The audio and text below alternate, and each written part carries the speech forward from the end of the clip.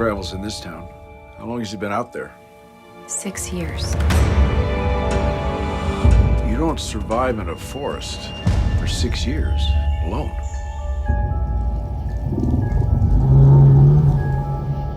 He says he wasn't alone.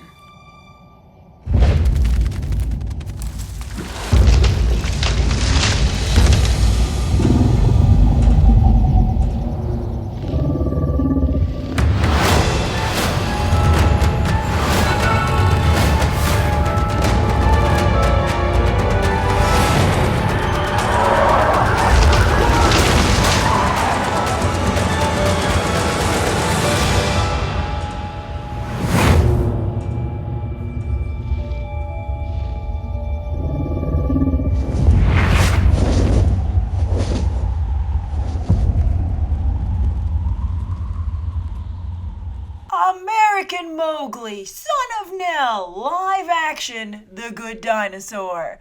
Yes, Pete's Dragon seems oddly derivative, especially considering that two of those properties I just mentioned are not only Disney, but came out basically the same year. I mean, don't they look at their own slate? I'm surprised they would cannibalize their content in such a manner. That said, though, there's something very captivating about Pete's Dragon, and I think it's going to be perhaps a real competitor with those other properties. Although The Good Dinosaur already came out and people weren't too interested, despite how adorable Spot was. That's coming out, by the way, on Blu-ray right now, and I'm sure streaming. I really think that you should give it a shot. It's actually quite good. I liked it quite a bit. But anyway, back to Pete's Dragon. Again, as I said, there's something very captivating about it. First off, man, the scenery. I looked into it. That's New Zealand standing in for America.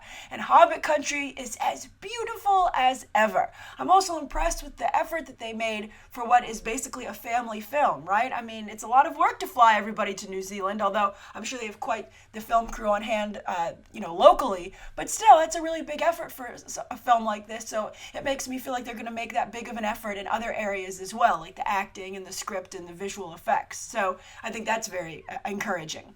I also really like the sequence where Pete was on that school bus hopping around in his hospital gown. It was very cool. Like, he seemed nervous, like afraid slightly, but also very in control. A little derivative of Tarzan, but everybody loves Tarzan. Actually, someone tweeted me last night and said, oh, I like this more than the Jungle Book and Legend of Tarzan that are coming out this year. So they're all very similar, and hopefully they can all survive, because I think they all look very good. But I think that, Pete being like this action hero, I think is going to be very appealing, not just to kids, but maybe also to adults as well. I also think it's really nice to have a young boy as the hero here. I think it's important to not forget little boys, and I'm glad that Disney continues to make an effort to diversify their on-screen heroes, at least gender-wise. I think they still have some work to go in terms of ethnicity, but it's nice to see little boys not forgotten. Also, I did some research into this movie, and I believe that Karl Urban, who's in this movie no less, I love Karl Urban so much, as I know you guys do as well.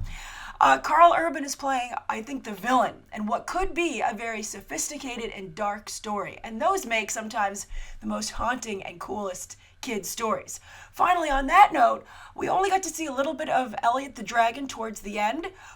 He looks pretty convincing, but I'm a little bit concerned that I don't want him to be too cute. I think they've worked so hard in the rest of this trailer. It seems to make this seem like a very realistic world where there's actually real danger. And with Karl Urban playing the villain, I think that they're going to be able to do that even more so. So I don't want them to stick a cute dragon here in the middle of this. I think that the dragon should have some danger to it as well, because it is a dragon, right? And I think that would also, kids already have Toothless, right, as a cute dragon, who's pretty tough too, though, and has had some a good example, I guess, of why you don't want to own a dragon that can't be domesticated. But anyway, if you've seen How to Train Your Dragon 2, you know what I'm talking about. But I think that we have a cute dragon already. I would like to see something a little bit more in the direction of Smaug, that Benedict Cumberbatch brought to life, of course, in the Hobbit movies. All right, so who knows? Maybe we'll get a Mowgli-Pete crossover someday, because it is Disney after all. But I like this. I hope there's room for all of these movies. The Jungle Book, Pete's Dragon, The Legend of Tarzan. But I'm curious for you, how do you rank them? And what do you think of Disney releasing so many similar properties in basically the same year? Awesome? Or are they forcing you to pick and choose? Write your thoughts down below. Thank you so much for tuning in, and you can check out some more episodes right now.